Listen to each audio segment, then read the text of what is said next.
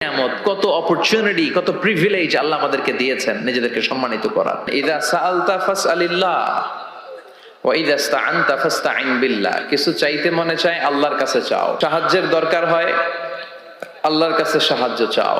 আমাদের এখন কিছু হইলেই, বিপদে পড়লে আমরা সবার আগে ফেসবুকে শেয়ার দেই, ঠিক কিনা? বিপদ একটা হইছে, শেয়ার দেই কোথায়? ফেসবুকে না, আগে শেয়ার করবেন আল্লাহর কাছে। কার কাছে?